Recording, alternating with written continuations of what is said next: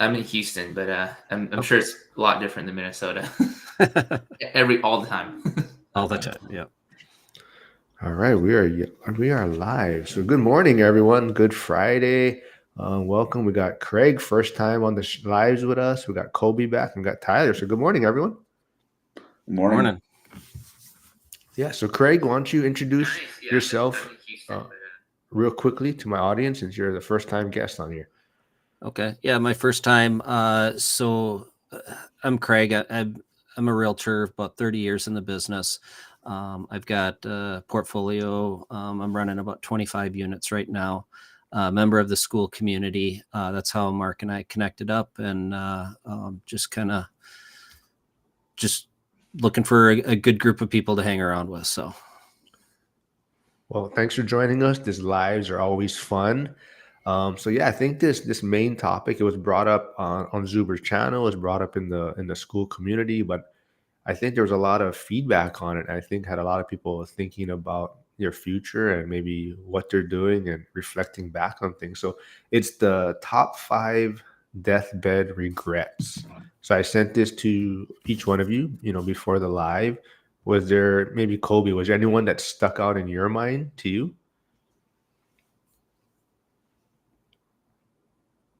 I'm sorry. I'm just trying to fix my Facebook stream because it always starts out as private to me for whatever reason. I don't know if you guys are having the same issue.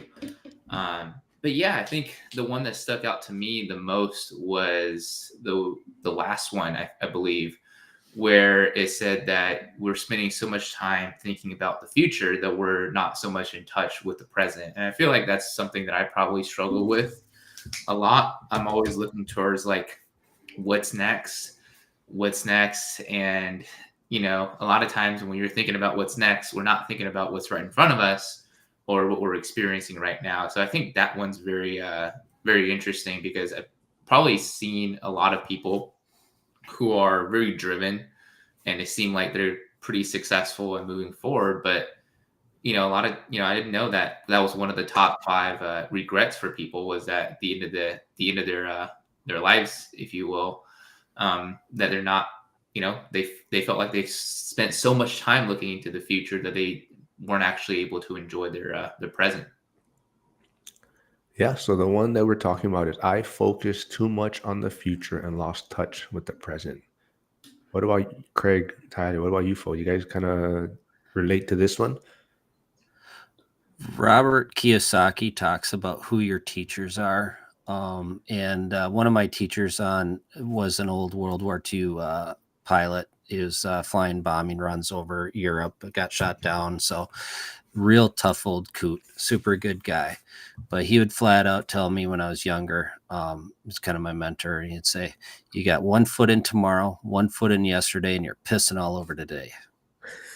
So that's just it, how he describes what we're talking about here. So that the way he phrased it stuck with me. So I just, as you're sharing that, Kobe, I started laughing thinking about that old guy. So. And I think for me, I mean, I definitely agree with not being present. I think a lot of us who are driven, that's kind of like the curse of being driven, is you're just go, go, go, and not able to take a step and look around. But I think also, I was reading through them again right now. I think, what was the exact wording? I'll read it. I let fear control my decisions and didn't take risks. And I think a lot of it too is like, for myself, you think that this mistake's going to be fatal. And looking back, I'm sure we could say, I know I've made a ton of mistakes and none of them were fatal in my business. It was a learning lesson, and it ended up saving me money in the long run.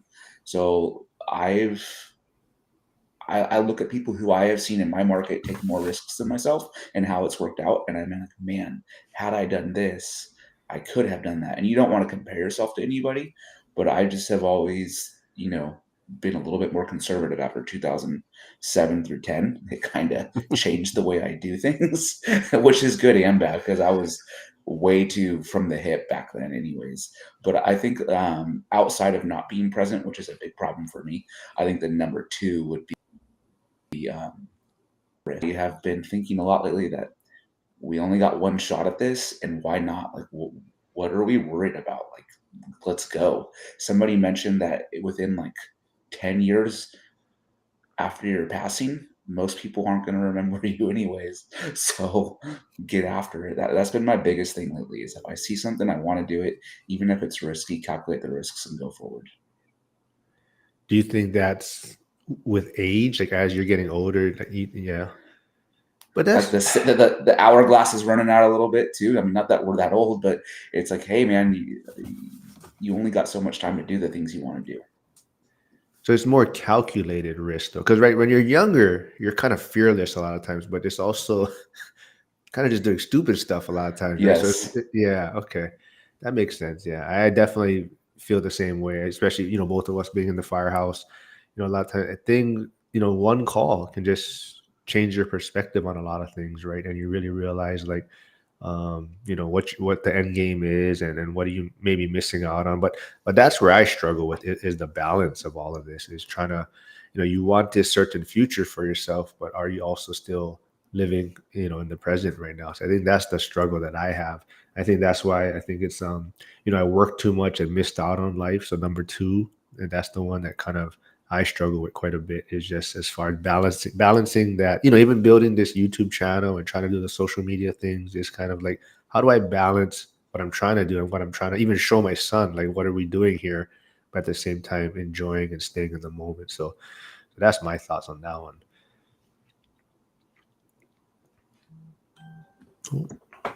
Yeah, if you look back, just looking back in high school, right? I should have asked more girls out, right? But I was shy. I was fear. You just everything. And then in my 20s, it was fear. I should have done this with the business. I should have done this. Those are the only thing I look back on. Well, I should have done that, but I didn't because of fear. So, Tyler, I think you hit it. As fear prevents us. I don't regret the stupid decisions I made where I took the chance and it turned out poorly. I don't regret that because I learned. I regret not taking that chance. Yeah, I think some of my biggest mistakes back then now, they were minuscule, but you buy a rental property. As far as business goes, buy a rental property, paid too much for it. That was inconsequential. Done that. Yeah, right. But like now looking back on that same property would probably be a screaming deal. Yeah. You would like buy 100 of those same properties that you hated for a while. So yeah, I right think perspective price, wrong as we year. get older. 100%. Yeah. And it was funny. There's a group I'm in Boise, and not this year, but a couple years ago, guys were posting property values or like wholesale offers from like 2017, 18, 19. And everybody was laughing about how low the prices were. And at that time, I know one of them they posted was mine. It was $112,000 for a duplex. I couldn't sell it. Yeah. And I think I sold it for like 107, and that thing's probably worth 400 to 500 right now. So I think it's funny how I was so mad at myself for buying that property. I think I made like $500 on the wholesale deal. But now looking back, I'm like, good grief, had I kept it, it would have been one of my best deals ever. So I think, just taking action, I think, and stepping out of that fear is a big thing. So here's one for you, Tyler. I was 1995, I think. And it was one of my first listings in the business, right? Early 20s, trying to sell this house. They're in foreclosure. It's in South Minneapolis, nice 1920s, 3-bedroom bungalow. And their redemption period's up. And the owners approached me and said, you can just pay the mortgage off and it's yours, $15,000. I could not figure out how to come up with $15,000. That number scared me. I look back on that house was worth $65,000 at the time. That one still haunts me to this day. Why didn't I just go to anyone and just borrow the money to pay that off? But it was that fear and the inability to think. And then I didn't also position myself in that environment to learn where I could reach out to resources. I was young in my 20s and I had all the answers at the time. Do you guys think too it's actually our fear of failing, or are you more worried about what people are going to say if you do fail? Does that make sense? Mm-hmm. I mean, I feel like for me, it's the latter. So I think I worry about that less too. Now I don't care what other people think because at least I'm in the arena, right? Well, I think Yep. you get older, you could care less what people think, anyways. But I think too, it's hey, I'm trying. At least I'm in there. I'm taking swings. Yeah, so much of growing up was you were taught how to do certain things. You go through that whole school process, and you got to get things a certain way, and there's absolutely no mistakes being made. You're going to get your gold star, your A, rather than just learning and having the adventure. So I think there is that. Well, will I get the F? Will I get the D rather than the A grade? No one else around my age is doing this. What am I doing wrong? What's wrong with me? Um, so I think there is a lot of comparing yourself to others. And as we get older, we just don't care. Yeah, I don't think it matters as much, right? We think people care more than they actually do, right? And if somebody actually cares, they're not going to criticize. They're just going to give you some good advice and going to help you out as far as, actually telling you what they've done that's correct and maybe what they see that you're doing and just help you correct course. So I think that's something we have to overcome. But yeah, man, Craig, I really like kind of what you said there. Like we've been kind of conditioned to just fear failing when really it's not that big of a deal because I think when we're like in school, it just put such pressure on us to not fail. Where in reality, if you want to be successful, you have to fail at least a couple times, right? Mm-hmm. To try to learn from what you didn't do right so that you can actually go out there and do it right. so yeah, that's a good point there. I want to say, or actually, evening to 75 hard challenge. It's first time seeing this individual. Thanks for stopping by. This person's from India right now, so it's 8 p.m. He said. So thanks for stopping by. And we got Catherine Miller from the school committee. So thanks for stopping by. Yeah, we're kind of talking about right now the 5 deathbed regrets and how it kind of impacts our life and maybe our future and what we're looking to do. So yeah, like for myself, like I said, I wouldn't say I worked a lot, but it's also just finding that balance. I worked too much and missed out on life, and that's the hard part because I'm trying to show my son that it takes work and hard work to do things, but at the same time, I don't want to take away from him enjoying certain things or having experiences in life. So that's one of the biggest struggles for me is figuring out that balance for myself.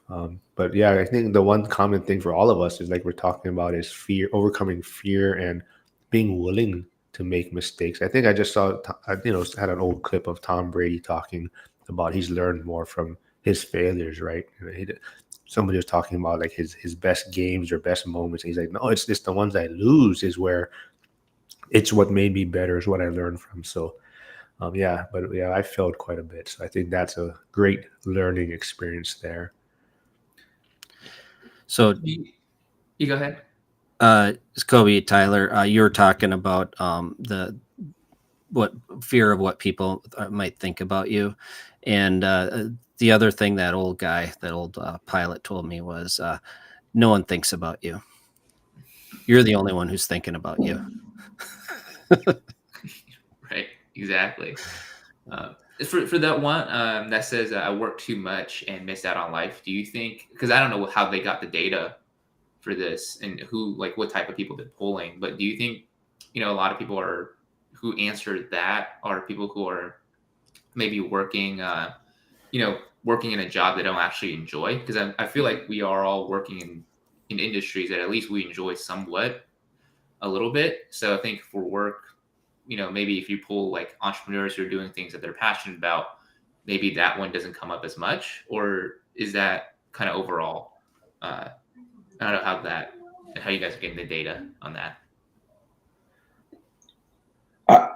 I think I agree with you. I think it's probably people who are not doing, like, maybe they're showing up to a 9 to 5 for something that they literally had no joy in doing for their whole life. And they're like, well, wait a minute, I just spent the last 30, 40 years of my life doing this. For what reason? And I think if you're an entrepreneur, that is one, with all the stress and everything that comes along with it, it's you're building something for yourself and your family. And it should be something that you want to do. A couple of days ago, I was walking and with my injury, I sometimes focus on, oh man, I can't be a fireman anymore. I can't do this.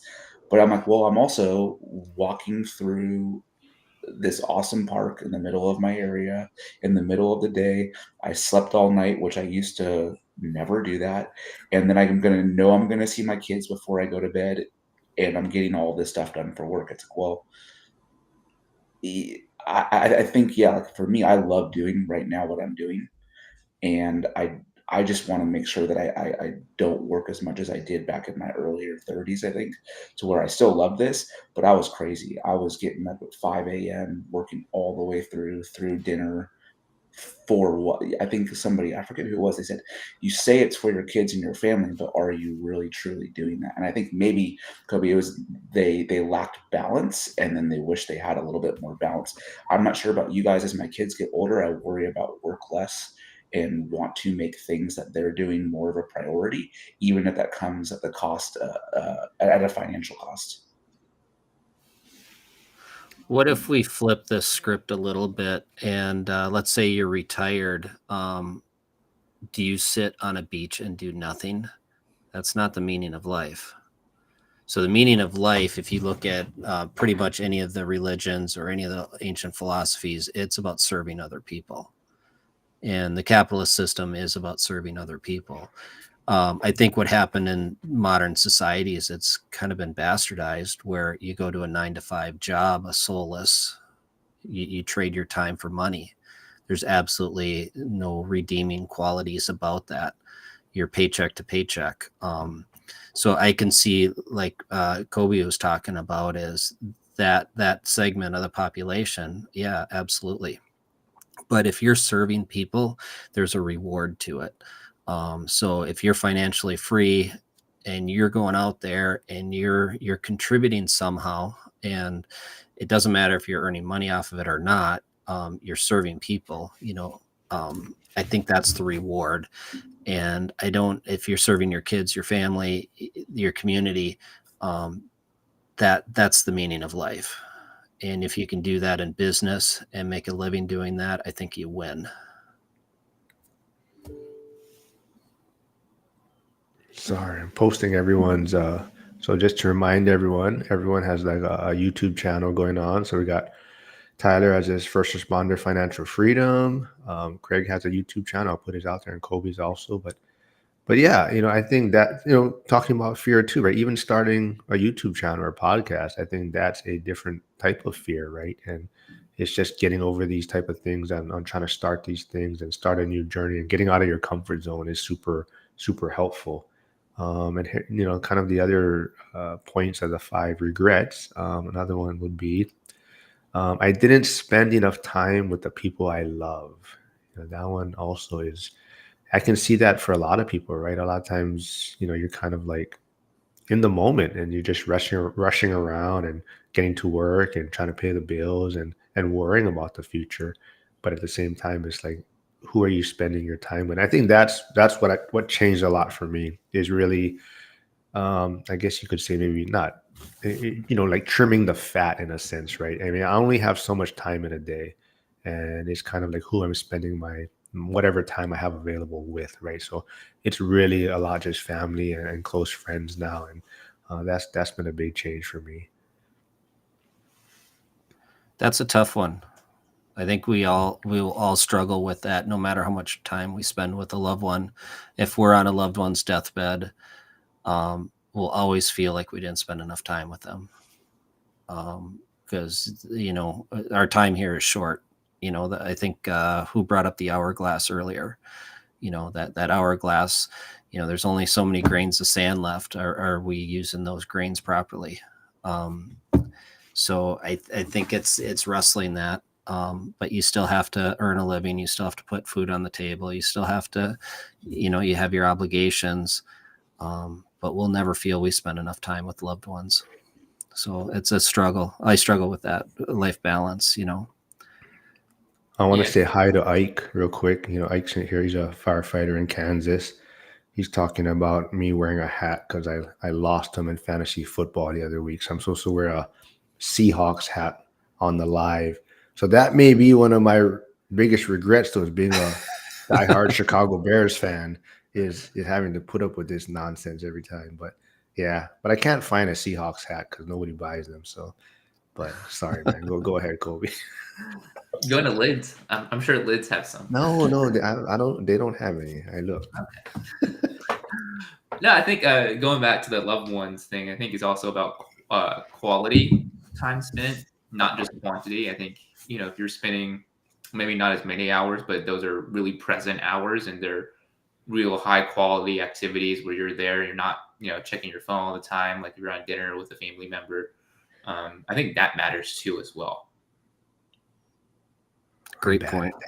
Yeah. Yeah, it's so easy now, right? Yeah, that's the struggle. I think I saw someone with the Apple Watch. They tried to keep their phone. They said they were going to try to go the whole day with just using their Apple Watch to see like can they basically get through the day and do enough work from their phone where they didn't have to. I mean, from their watch without having to actually get on their phone. Maybe I'll try that one day. That's like when we go fishing, you go far enough offshore, you lose cell phone service. And at first you're like, oh my gosh, what am I going to do? And then like we woke up that next morning with none. And I'm like, oh, this is cool. No matter how bad I want to look at this thing, there's no way I'm going to have access to it. And it's actually so much more relaxing.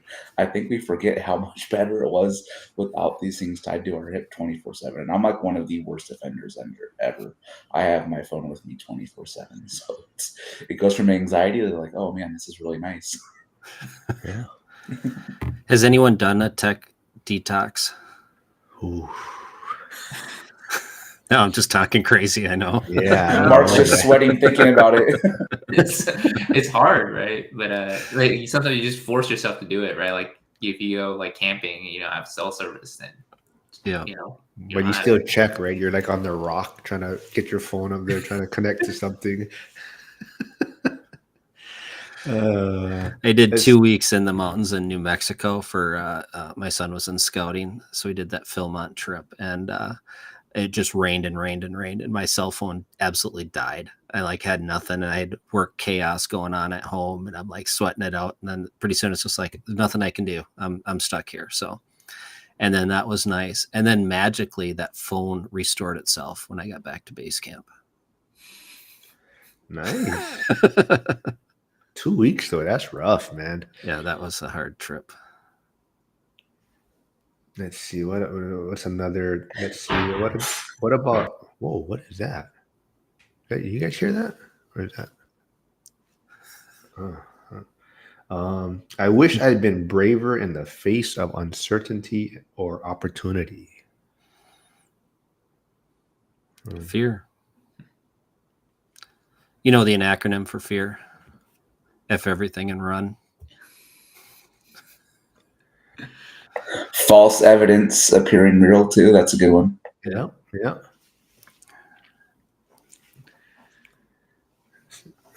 I mean, I think a lot of this. since we're No, go Tyler. Oh no, I was going to say, I think a lot of it, I think we all could say it now with more experience in real estate, is the biggest thing is not the deals that you did do, it's the ones that you didn't do that made sense. And I talked to a client yesterday, he's in his early 20s, wants to buy a duplex in Oceanside here. And his biggest thing is he sees all the guys that are older on the job who have to work 8 extra shifts, which for firemen, you average about 10 shifts a month, right? So you're doubling your workload just to afford their lifestyle. And he said, I just watch how little time they're able to spend with their families. And he's like, well, I know this deal is not great right now, but I'm hoping that it provides me the opportunity later down the road to spend more time with your wife and kids. And I'm like, that's perfect. Why not? You're 25 years old. What do you have to lose? Even if the deal goes terrible, which it probably won't, what do you really have to lose? You have so much time to recover. So yeah, I think it goes back to that for me, if we're talking specifically about real estate. Yeah, I mean, you kind of want to look at, what you're fearing, right? It's like, if you take advantage of the opportunity, what's the worst that can happen? But like, what happens if you don't? Like, which one actually puts more fear into you, right? Are you more fearful of, maybe a deal going bad? Or are you more fearful of never starting and then retiring with those 5 deathbed regrets and not living to your fullest. So that's the other part of it as well, because you're taking a risk either way. If you're starting something, you're taking a risk. If you're not starting something, it's just a different risk. I'm not going to even try and pronounce this person's name, but thanks for stopping by. I don't know whose channel. It says paired, so it's coming from someone's channel. Brandon something, but thank you. We are live though, so I don't know whose channel he's coming from, but I'm not going to even try and say his last name. But thanks for stopping by. Yeah, I mean, is there anything else, any other topics you guys want to dig into? I mean, we can stay on this, the 5 regrets. I think it's like you said, it really comes down to mindset and fear and kind of just, I think it's really just how you approach it, right? Some people, it holds them back, right?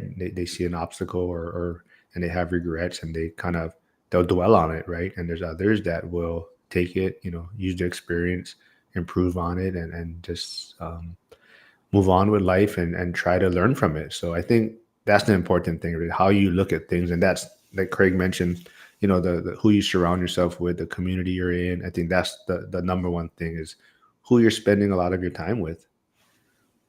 And what goes into your mind too. So I've been through a couple cycles in life, right? Lost everything a couple times.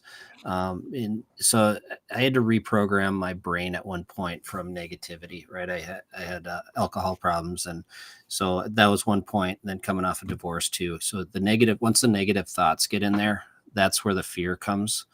And so start absorbing content. You can find different podcasts, but like Napoleon Hill, you can get into a lot of different positive stuff that can kind of reprogram that brain. So like every negative thought, you're going to need like 17 positive inputs to override that one. It's like a groove in the record. It's probably dated myself. No one knows what records are anymore, right? For the needle gets stuck in that track. So you got to reprogram that. And I did that through like podcasts and audibles, audiobooks, and just kind of just different content, just get something positive in there.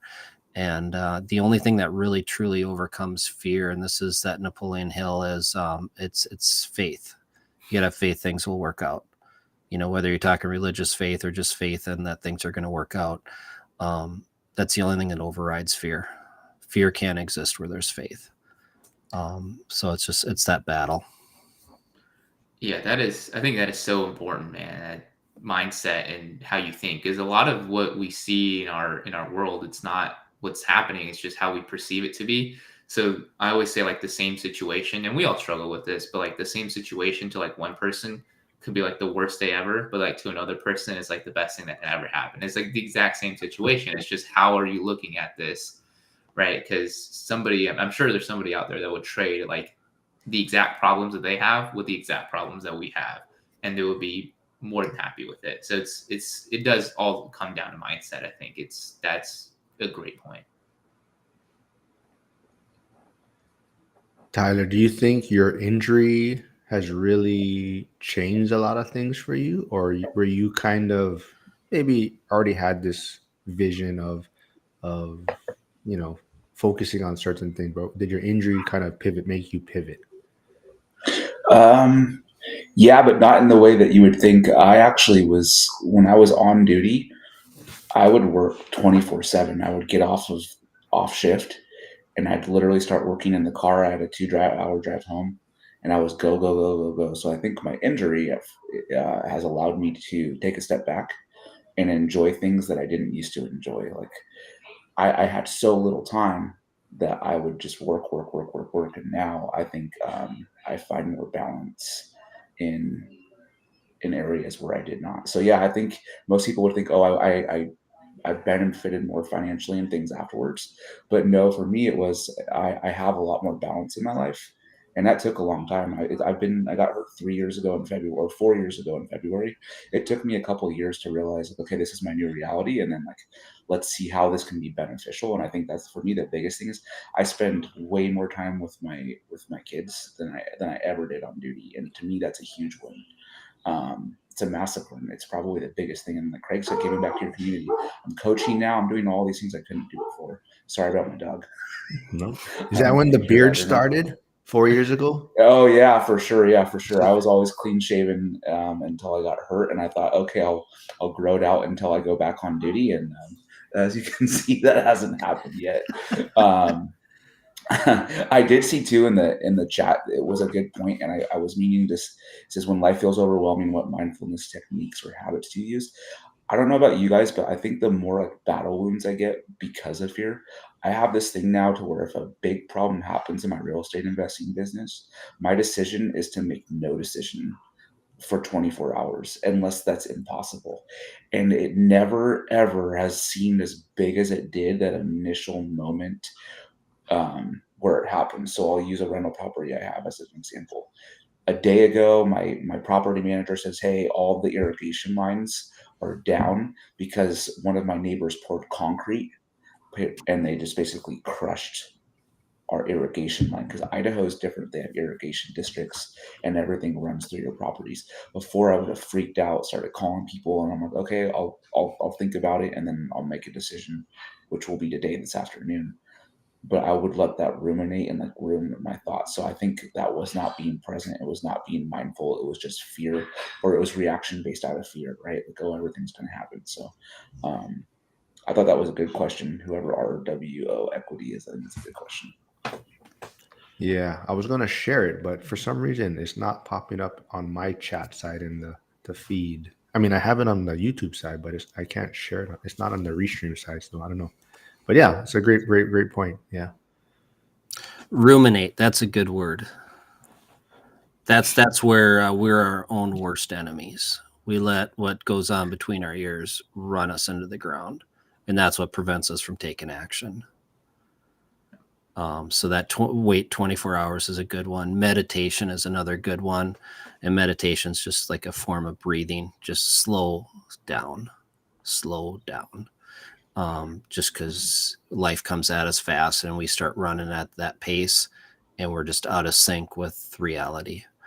So 24 hours or meditating just to slow down and let the process work on solving the problem. Good night's sleep does the trick. So I like that word, ruminate.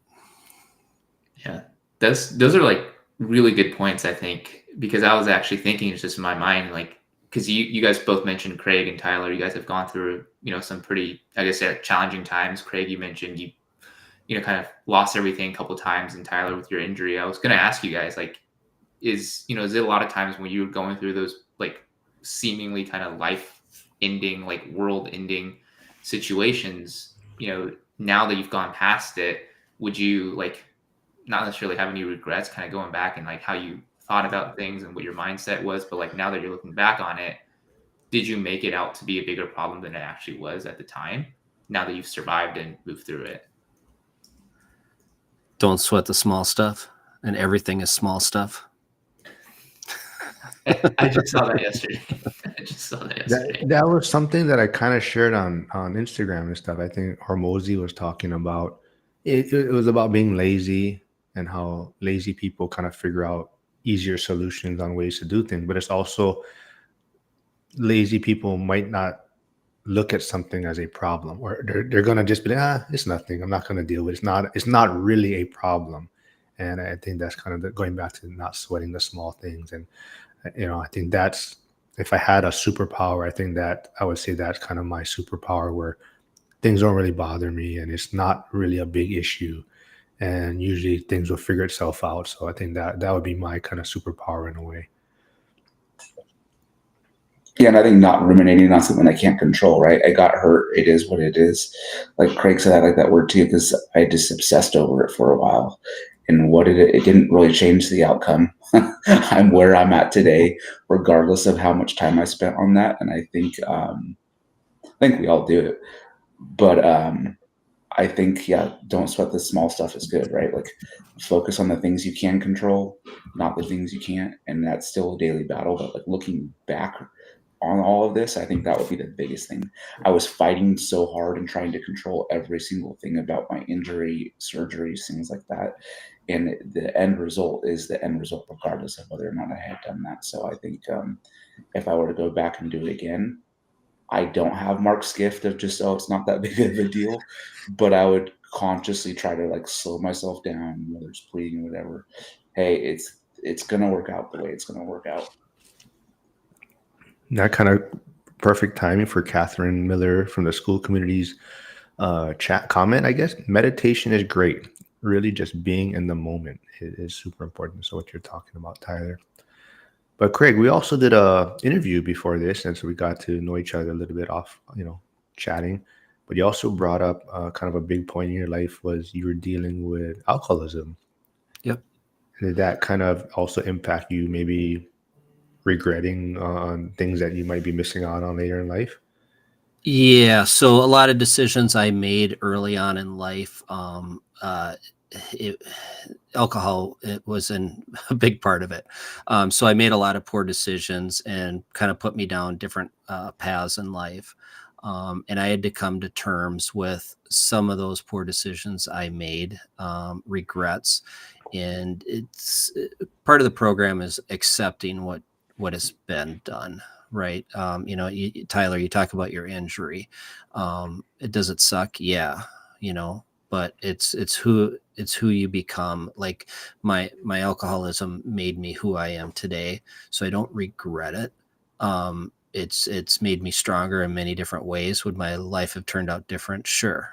But that's not what happened. So, don't ruminate over it, but those were a lot of those life lessons I've learned, and that who made who I am today. That old guy I talk about, the World War II pilot, he was my sponsor, right? And he had that, what I call 2x4 compassion. And I see a lot of this in Robert Kiyosaki. He was shot down in World War II, right? And he comes across as just this a-hole, but he's got a big heart. So this guy would come up and he's got the biggest heart, but he would just hit me over the forehead with like a 2x4 with the truth. And it's just like, I'd just be stunned, like, what the hell just hit me? But it's what I needed to hear at the time. And then the skills on, Catherine talks about the meditation. It's slowing down and not ruminate, not let that brain get away from me. And so it's life skills I learned as a result of those. And I think, Tyler, that's kind of what you touched on too, is the injury has taught you life skills now. It's made you a stronger person. So you can't regret that stuff because it makes you stronger. I think that's the word of the day, ruminate. So I'm gonna use that today somewhere on X. I'll post something about ruminate.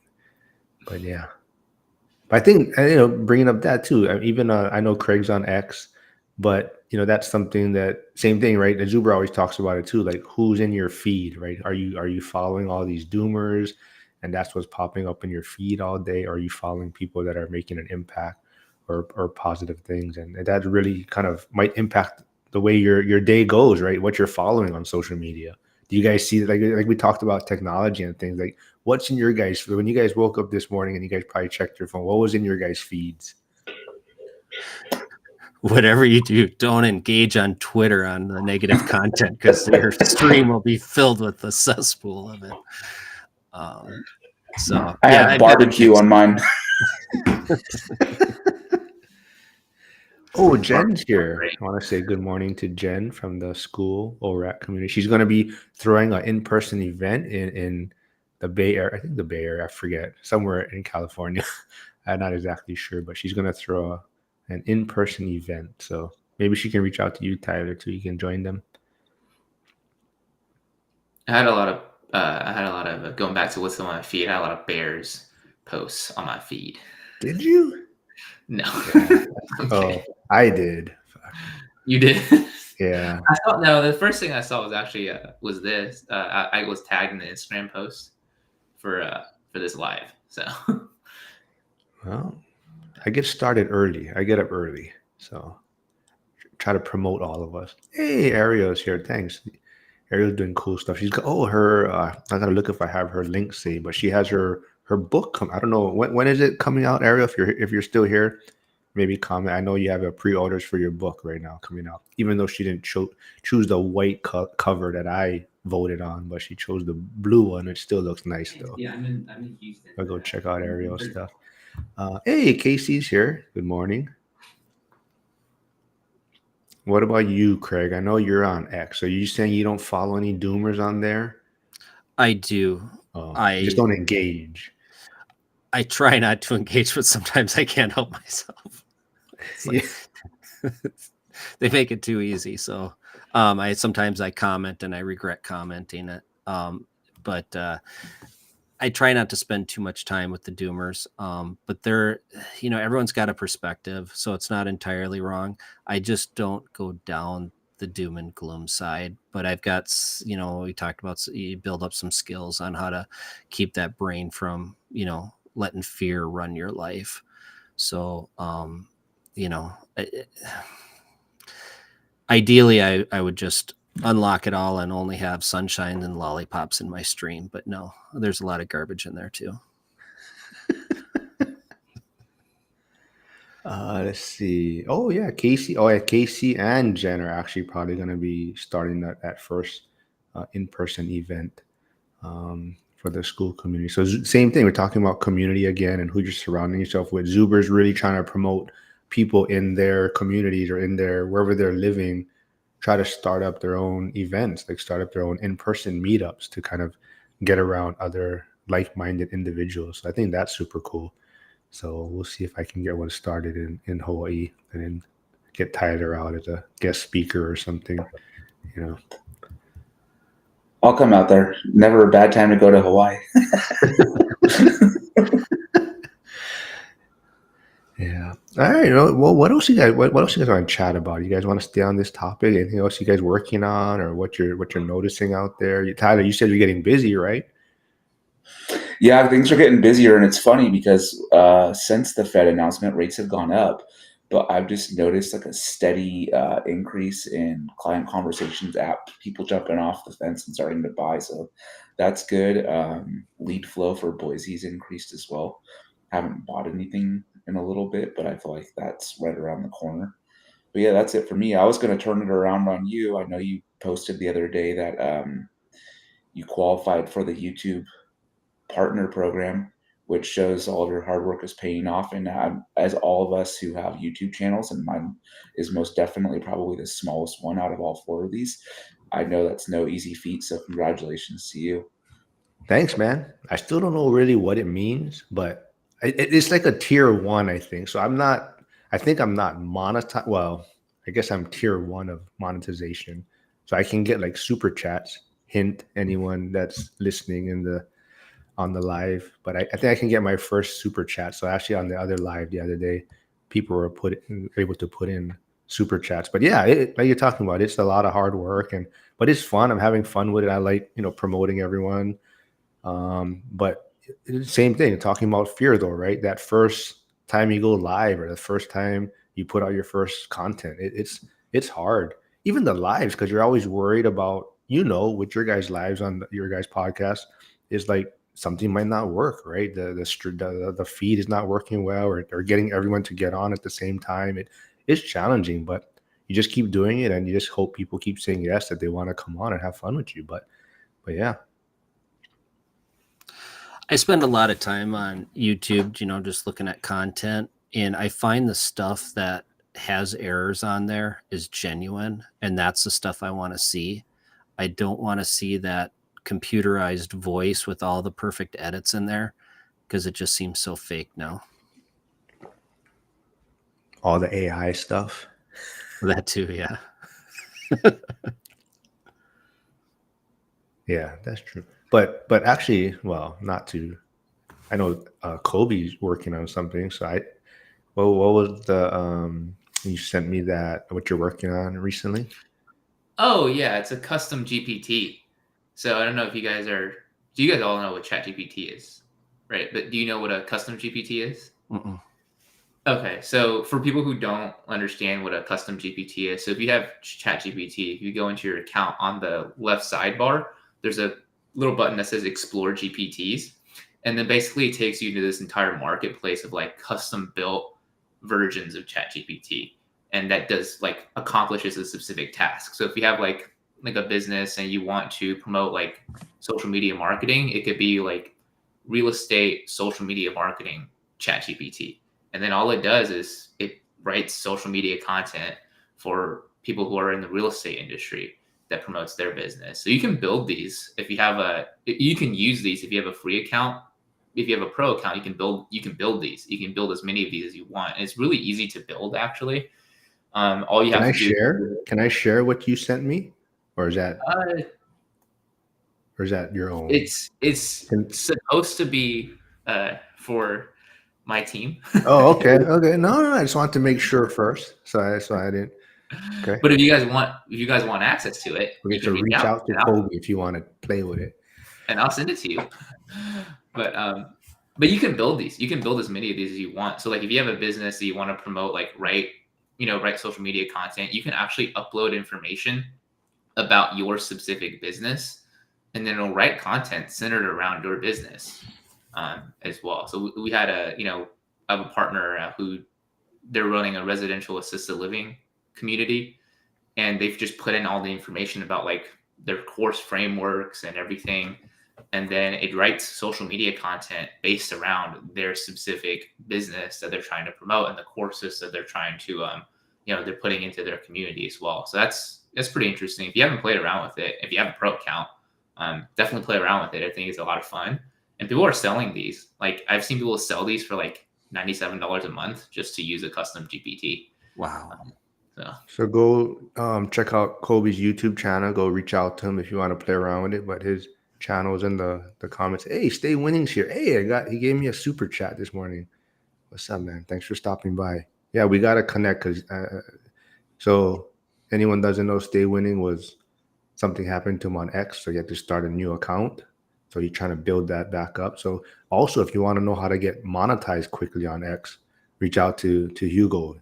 I think he's done it in like a month or no, maybe 2 months, but he's done it pretty quickly. He's met the requirements. So go reach out to him if you want to figure out how to get monetized on YouTube. I mean, on YouTube also, but also on X pretty quickly. But I will put Hugo's channel also in the, let's see. Yeah, go subscribe to Hugo's YouTube channel.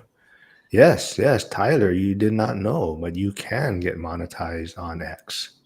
I know part of it is you need to get to 5 million impressions in 3 months. So, that's a Hugo, lot. It is. So that's why Hugo has a little technique or strategy. It's pretty much just replying quite a bit. It doesn't have. I mean, you can reply anything really, but you try to just jump on bigger accounts and reply to those things and comment and engage. And so where do you even find that on there? You mean how much your impressions are? Yeah.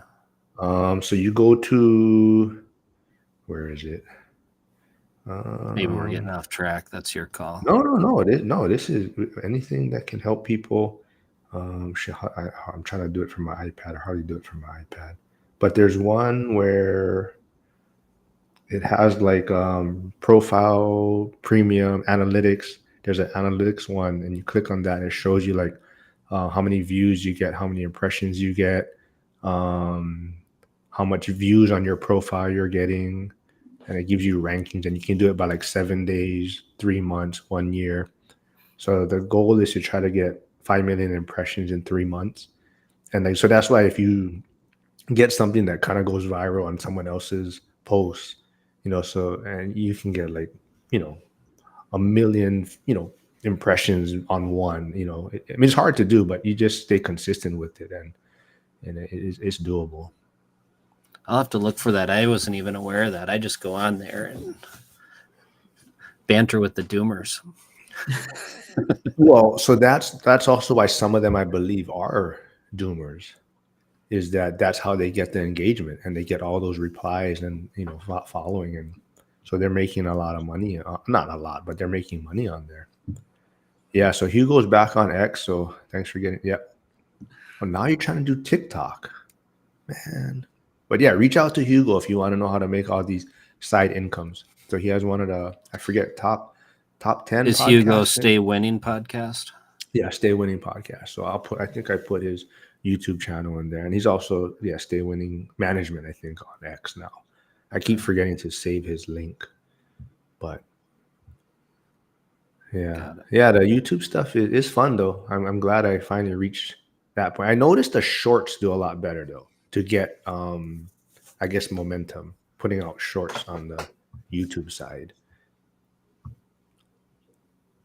Yep. So Stay Winning says, I get people monetized on social media in less than 30 days. Book a call with me here. Yep. Cool. So what else are you guys working on? What else are we going to talk about? We're going to talk about any interesting things like Diddy or what else is going on in the... Why are you guys shaking your heads for? Costco said they do not sell baby oil, by the way. They refuted any claims. Yeah. I saw that. Yeah. Yeah, it's crazy times we're in, man. That house, I don't know. Go ahead. Oh, no, go ahead. I was going to just put a question out there. Go. Throw the question out. I was going to say, now that we are in the tail end of this year, has anybody's outlook changed on 2025 for what they're doing? Are you course correcting or? No, I'm going to assume everything is going to be basically normal, right? There's going to be a lot of drama and chaos no matter what happens. But I think things will continue on normal. And then on the offset chance that it doesn't, we're talking World War III, and there's nothing I can do about it anyhow. So I'll make course correction if that happens, but I'm not going to sit there and fear on if World War III breaks out or what, whoever gets in office, if that's going to change anything. I'm just going to assume everything's going to keep trajectory it has for 200 and some years. It's going to continue on most likely. And if it doesn't, I'll correct the course later. Yeah, I haven't. Not much has changed on my side as well. It's just keep moving forward and control the controllables. So there's things we can't control and we control them, and then there's things we can't control and we don't worry about it. Or we try not to. Yeah, same here. I'm just trying to get out of my primary house as fast as I can to rent it out. So pretty much done. Cleaners are coming starting today to get it. I mean, I pretty much have a tenant. I just, so hopefully they can, October 1st, I'm trying to get out to make it easy for them. But man, I got so much shit. I think I'm getting sick from all the cat hair and dust. Yeah. Did you watch that video I did of that house? I rented it to 2 people and they moved 8 people in and a couple dogs. It was on. I have not had a chance. Okay. No, let me see. I've got that gutted down. So yeah, they moved 8 people in and they flooded out the septic system. So then this raw sewage was backing up into the basement. So then I was having to have that pumped. Anyhow, I took the house back and I've had it sit empty for a couple months now. I have to replace the septic system. I got one quote on it for $35,000 now. I'm trying to connect to the city sewer, which is right in the front of the house. The city wants $175,000 to connect. It's just unbelievable. I'm going to go over there later and shoot a video of an update. I got 4 feet torn off of the walls in the basement, and I pulled out underneath the kitchen sink. There was leaking there, and then I had to tear out all the cabinets. I had 2 months. The sheetrock's open and the studs are still wet. They just that water was leaking. They were only in there 12 months. Jeez. Yeah, so I probably have somewhere close to 50,000 in damage there. Now you're putting fear in people. No, no, but I mean that's like the worst case scenario you can have, and I'm still gonna make money on the deal. So this is a nightmare scenario. But I bought it at such a price. The land value, if I tore the house down, it's going to be worth more. So maybe I shouldn't have brought that up. No, I think like we kind of talked about as we were chatting, right? It's like talking about our failures and mistakes and things that happen and how there's usually a solution, right? No Mm-hmm. matter what happens, there's always some sort of solution. And, probably, hopefully what people take away from this is that they have proper reserves. And that's something I always talk about is mistakes I made was I didn't have the right amount of reserves.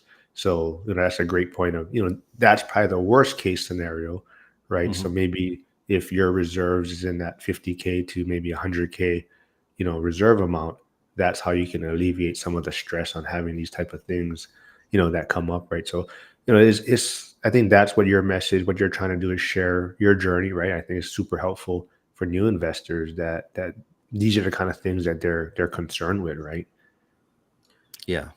Oh, let's see. Catherine just said, is there something I could have done differently? And I don't know. I had the proper lease in place, multi-housing association lease. So it's a court-approved lease, but minimum it's 6 months to get a tenant out in Minnesota. So it's kind of not a very landlord-friendly state. So that's mistake number one. Number two is I can't control what people do. So I'm halfway down that track before I can even start evicting them. And the cost of an evicting them, it's just ride it out. Don't renew the lease, take it back. I was just shocked at the amount of damage that they were able to do. In their defense, that septic system was 60 years old. So they may not have completely destroyed it. It may have been on its last legs anyhow. My plan was to redevelop the property, so I bought it as a land play. So it's sitting on 4 acres, and it should be able to be subdivided into about 8 units. But I'm kind of locked horns with the city right now, so I think they want to pick it up for parkland is what's going on. All right. Well, just letting everyone know that we're not kicking people out of here. Tyler and Kobe got to go make some money. They got some work-related calls coming up, so they have to bounce. But thanks to both of them stopping by. Go subscribe to their channels. Go follow them. So just me and Craig right now. But I believe, Catherine, great question. But I also believe, I think you were asking about starting a YouTube channel before in the school and some of the earlier, Zoom sessions or meetings. Did you ever start one, or how's that going, Catherine? So if you're still here, maybe comment or let everyone know where they can follow you at. But so what do you think of the school community so far, Craig? How's everything going?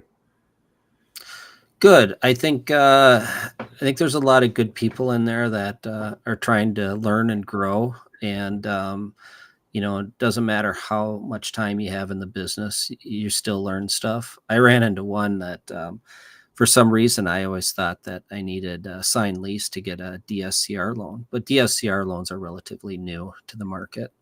And someone says, no, you don't need that. I'm like, yeah, you do. So I called my lender and he's like, no, you don't. Oh, yeah.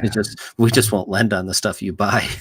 It's in such rough Yeah. shape. That's the one tricky part. But yeah, a lot of times they go to the rent comps and they have their own software they calculate the rents. So like I always talk about too, my YouTube channel, and what I'm trying to do is just have fun and share my story and help other people get on camera, and hopefully they get comfortable. So with that being said, so Craig, just to let you know, so like right now when I'm looking at your feed, right, Mm-hmm. your wording is backwards on your camera side, right? So you can go into settings and there's a mirror. You can turn off the mirror so that when I'm looking at you, it reads the right way. I mean, it's not a big deal. Some people don't care, but like I said, some people, there you go. So now, yeah. So cool. I must be dyslexic because I could read that normally backwards. Yeah. Good thing it didn't say ruminate, and people would be like, what is he trying to read back there? But let's see. So it was Catherine.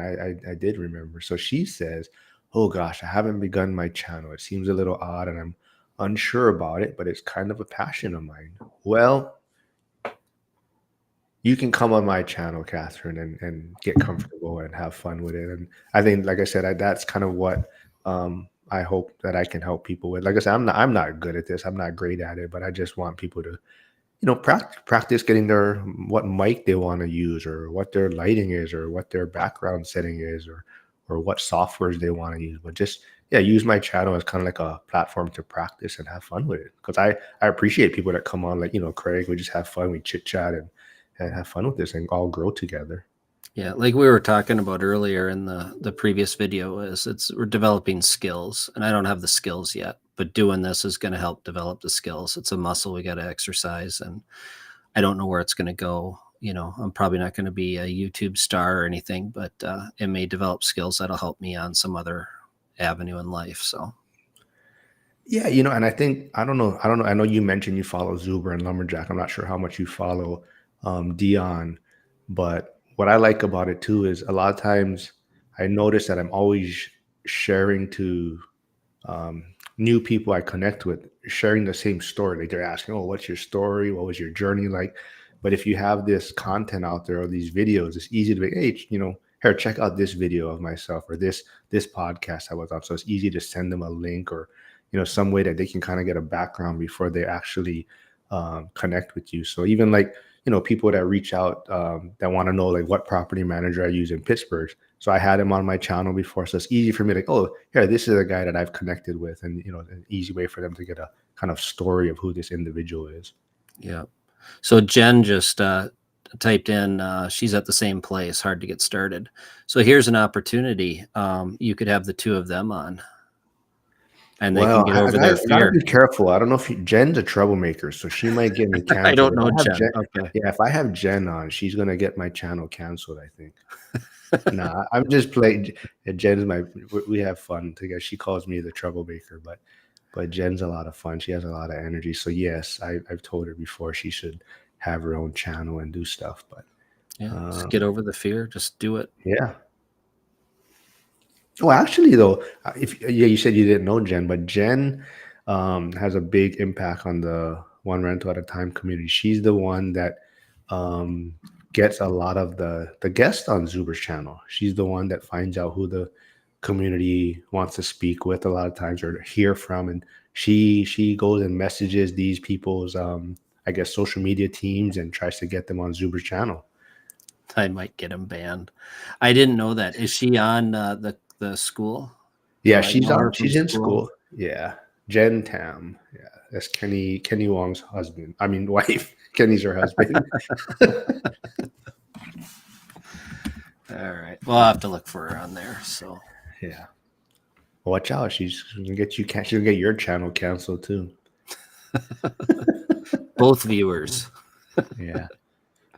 But yeah, this was a lot of thanks for doing this, man. Thanks for having me on. I'm probably gonna have to get back to work myself here. So cool. Well, thanks everyone for stopping by. Hugo, thanks for the super chat. Yeah, Jen, Catherine, maybe we'll like get a great idea, get you both on at the same time or get you guys started. But yeah, thanks everyone. Have a good Friday and have a great weekend. All right. Take care. All right. Thanks. All right. All right.